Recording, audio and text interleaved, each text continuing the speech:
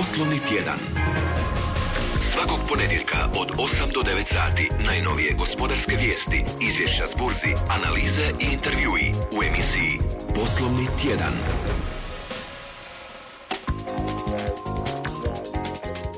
Dakle, kapital i ulaganja, sve su oči uprte u njega, gdje ga naći i po kojoj mogućoj jeftinijoj cijeni.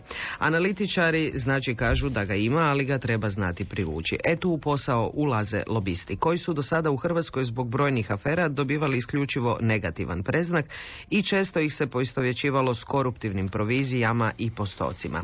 Kakvo je stanje danas u Hrvatskoj? Imamo li lobiste koji mogu uspješno prodavati hrvatske proizvode u inozemstvu, ali i privući strane investicije, tema je za našeg današnjeg gosta, akreditiranog lobistu Hrvatske obrtničke komore u Briselu, Natka Vlahovića, i glavnog tajnika Hrvatskog društva lobista. Natko, dobro jutro, dobro nam došli. Dobro jutro i hvala na pozivu. Dakle, kako funkcionira to lobiranje u biznisu? Puno je tu nepoznanica i puno negativnog predznaka kad su lobisti u pitanju. Opravdano ili ne? Apsolutno neopravdano. Lobiranje je velika i ozbiljna industrija koja u svijetu vrti milijarde. Međutim, u Hrvatskoj, odnosno u cijeloj regiji, to je na početku. Dakle, to je jedan pionirski posao kod nas koji je tek se počeo zadnjih godina razvijati.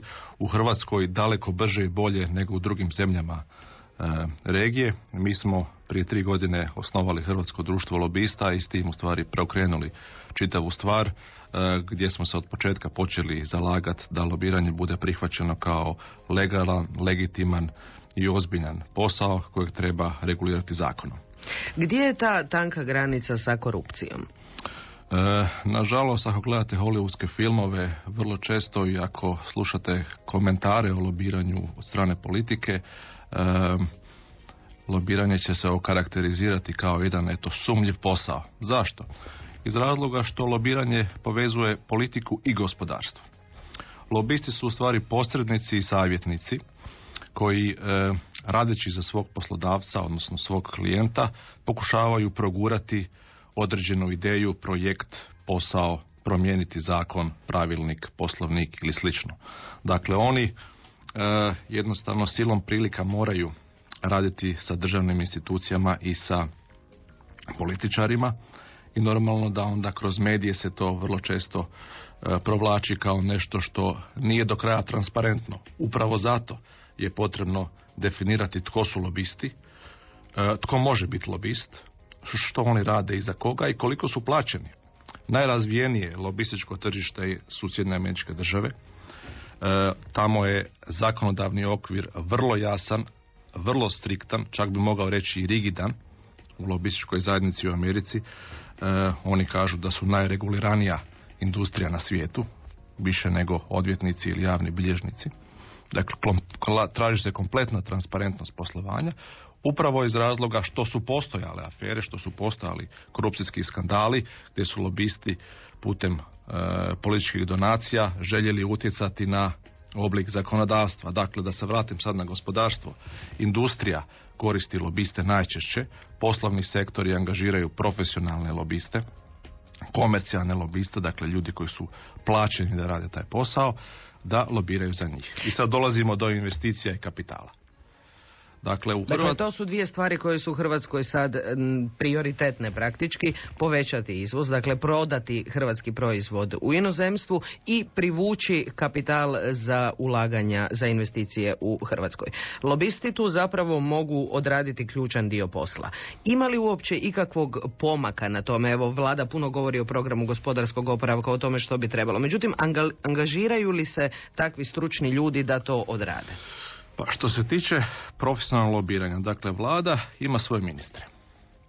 I to su osobe koje će najbolje raditi lobistički dio posla. Međutim, lobisti mogu u tome pomoći. Lobisti kao savjetnici koji bi radili paralelno na nekim projektima.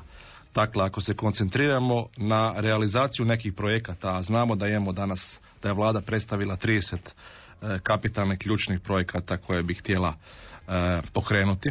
Za njih treba pronaći kapital, za njih treba pronaći kapital, investitore, dovesti ljude, organizirati investicijske konferencije više investicijskih konferencija.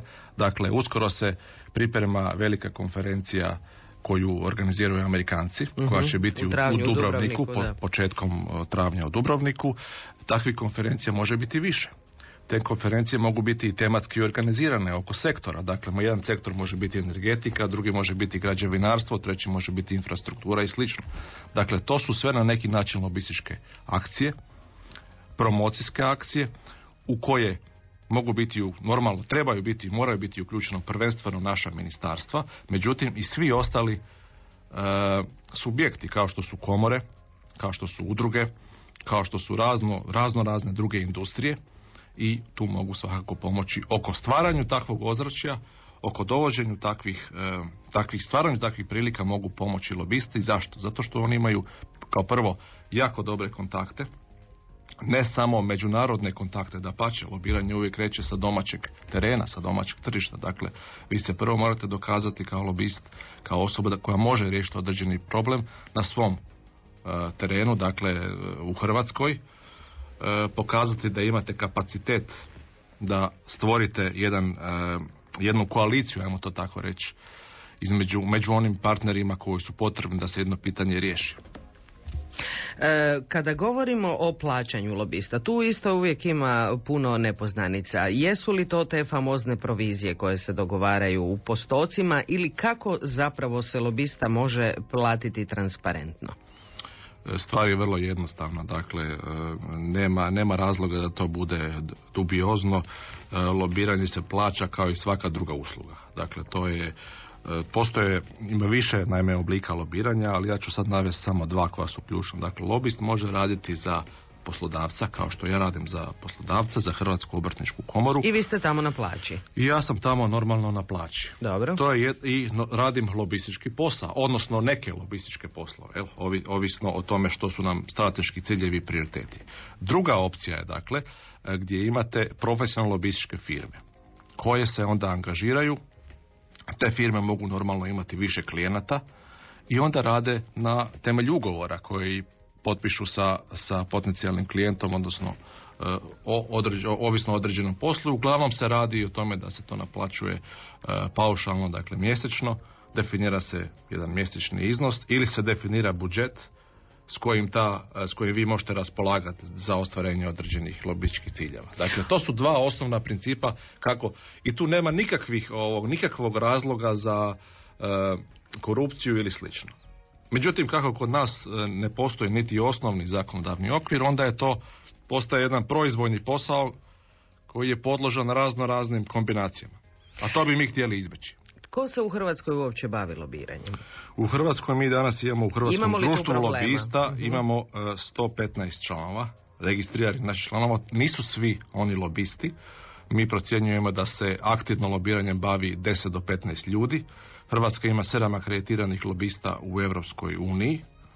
Dakle, to je jedna mala skupina, ali ja vjerujem kroz nekoliko godina da će to biti itekako ozbiljna skupina koja će se i povećavati. Ja ne očekujem da će u Hrvatskoj biti 100 lobista jer ih jednostavno ne treba toliko. Međutim, ono što ja očekujem da će se događati kroz sljedeće 2 godine, da će privatni sektor, dakle tvrtke, kompanije, početi angažirati, odnosno u okviru svojih odjela angažirati ljude koji će se ozbiljnije baviti lobističkim poslom, koji će ozbiljnije zagovarati svoje interese prema izvršnoj zakonodavnoj vlasti. To je ono što fali, to je jedna razina, a druga razina su gradovi, županije, općine. Dakle, ovi regionalni interesi koji će se pogotovo posredstvom Europske unije, fondova europskih i općenito regionalne politike Europske unije morati organizirati da bi lobirali za velike projekte, infrastrukturu, ne samo velike projekte, nego općenito za svoje interese prema Europskoj uniji, ali ne samo Europskoj uniji, nego i nekakvim drugim partnerima koji postoji. Mislim da se zadnjih godina strahovito koncentrirali samo na Europsku uniju. Hrvatska ima i mnoge druge partnere u svijetu i može imati druge partnere, prema tome treba se malo otvoriti prema nekim drugim adresama. Europska unija je svakako najzanimljivija. Da. Kako stvari tamo funkcioniraju? Dakle, u Americi je lobiranje, možemo reći, gotovo pa dovedeno do savršenstva. Što je sa Europskom unijom? Tu zapravo stvari ne štimaju najbolje. Vrlo često smo svjedoci i korupcijskih afera koje izbijaju i u europskim zemljama. Europska unija je još na samom početku, ako je uspoređujete sa Sjedinjenim Američkim Državama. Zašto? U Americi se lobiranje zakonski počelo regulirati prije 50 godina. Dakle, to je bio jedan proces da bi danas bili tu gdje jesu. Europa je krenula s tim prije 10 godina.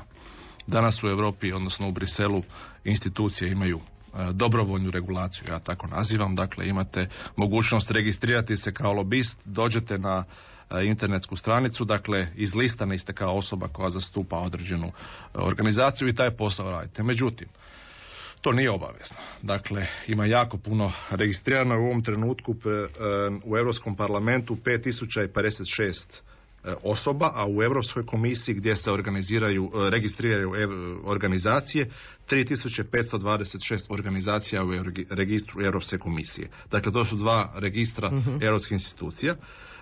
Ako uspoređujete to sa SAD-om, tamo ih je 4 puta više. Dakle, tamo ih oko 20.000 službeno registriranih. Međutim, postoji jedan dio koji nije registriran. Dakle, recimo, zašto bi se jedan odvjetnik registrirao koji dijelom može raditi i lobistički posao za svog klijenta ili nekakva poslovna organizacija, veliko poslovno udruženje, ne mora se registrirati u Briselu jer oni to mogu raditi bez te registracije. Dakle, kontaktirati komisiju, tražiti financijska sredstva, lobirati oko trgovinskih kvota, carinskih uvjeta i slično. Dakle, vrlo specifičnih, ali izuzetno bitnih pitanja za gospodarstvo i za privatni sektor. Vi ste već dosta dugo zapravo u Briselu kao akreditirani lobist Hrvatske obrtničke komore. Kad pogledate unatrag, jeste li uspješni ili ne? Koliko je teško izlobirati nešto?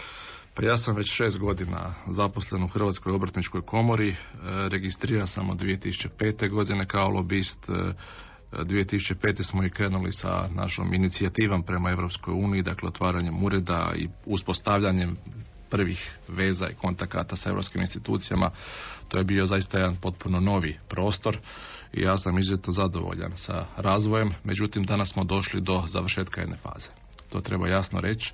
Dakle, evo ja osobno smatram da će pregovori uskoro biti završeni, da oko toga više neće biti velikih iznenađenja, pitanje je samo mjeseca i s tim završava jedna faza. Nakon što se završe pregovori s Europskom unijom, Hrvatska će dobiti 12 zastupnika u Europskom parlamentu. Oni će na početku biti samo promatrači, ali će moći normalno sudjelovati u radu svih institucija. Dakle, mi ćemo recimo kao predstavnici obrtništva u Hrvatskoj dobiti prave partnere sad. Do sada to nije bilo tako, dakle svi moji kontakti su bili vezani za različite osobe u smislu traženja informacija, u traženju projekata i slično. Međutim, sad ćemo imati evo i naše, ajmo i to tako nazvati, saveznike, partnere. To će biti naši zastupnici u parlamentu i već neki ljudi koji se polako zapošljavaju u europskim institucijama i taj posao onda će dobiti jedan potpuno drugačiji oblik. Znači, onda ćemo mi moći reći, ok, sada krećemo sa ozbiljnim poslom. Hrvatska će uskoro biti punopravna članica i to, zato sam rekao dakle u stvari da je sad završila jedna faza. Ovo je do sad na neki način bila faza pripreme, sada krećemo u ozbiljnu ofenzivu. A ozbiljna ofenziva treba svakako i u privlačenju investicija, dakle u onom pravom lobiranju koje se u svijetu i vrti oko biznisa. Gdje smo mi sa zakonom o lobiranju? Naime, i kod nas bi trebalo regulirati zapravo cijeli taj posao, pa će možda onda biti i manje ovih afera i koruptivnih skandala. Gospodine Vlahović, trenutačno je u pripremi zapravo zakon o lobiranju koji bi trebao biti jedan od ponajboljih u Europskoj uniji, koliko čujemo. Pa hvala lijepa, evo mi se trudimo da prvo na tome radi jedna radna grupa, dakle skupina eksperata koji zaista su se potrudili okupiti najbolje iskustvo, najbolju praksu iz Amerike i Europe i mi smo napravili jednu kompilaciju i predložili to. Ima li država sluha za to? Država ima sve više i više sluha za to i mi očekujemo da će kroz koji tjedan u stvari procedura krenuti, da će Ministarstvo pravosuđa pokrenuti radnu grupu koja mora i formalno prema vladi predložiti taj zakon. Mislim, treba biti realan i uzeti u obzir da je potrebno senzibilizirati ljude za takvo jedno pitanje, da to nije posao koji možete napraviti u nekoliko mjeseci ili par tjedana. Za to treba vremena, treba elite informirati što to znači, što će to značiti za njih, jer lobiranje je jednostavno posao koji, rekao sam na početku, uključuje politiku.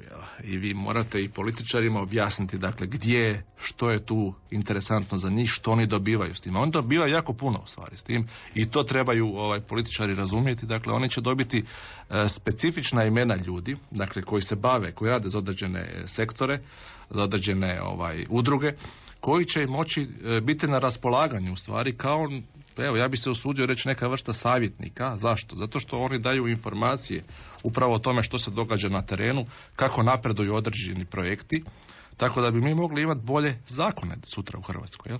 Da se ne mijenja zakon koji je donesen prije 2 tjedna. Kao što smo imali, ili da ne postanu zakoni afere, kao što smo imali, recimo, situaciju sa golfom. Ili nekim drugim zakonima, da i sad ne nabrajam. I još samo na kraju. Do sada nekako nam se čini da je puno bilo uspješnije strano lobiranje u Hrvatskoj za njihove interese, primjerice financijski sektor, nego li što je to hrvatsko lobiranje za svoje interese u svijetu, na bilo kojoj razini. Može li se to, evo, angažmanom vas i vaših kolega barem početi mijenjati? Strani interesi su se normalno u Hrvatskoj vrlo rano, već početkom 90-ih pojavili kroz privatizaciju i stekli vrlo značajne udjele u hrvatskom gospodarstvu i dobre dijelove, ajmo to tako, profitabilne dijelove hrvatskog gospodarstva. Ono što mi danas moramo raditi, mi se moramo krenuti prema svijetu, otvoriti se, dakle, i angažirati naš potencijal, naše ljude, naše znanje u promociji interesa i onoga što mi možemo promovirati, a možemo jako puno toga promovirati, međutim moramo se više otvoriti prema stranim tržištima, prema stranom kapitalu, ne isključivo, ali ipak strani kapital će biti dominantan, jer ga jednostavno ima puno više. I to je posao koji slijedi, dakle, evo, svi se nekako koncentriraju na taj završetak pregovora.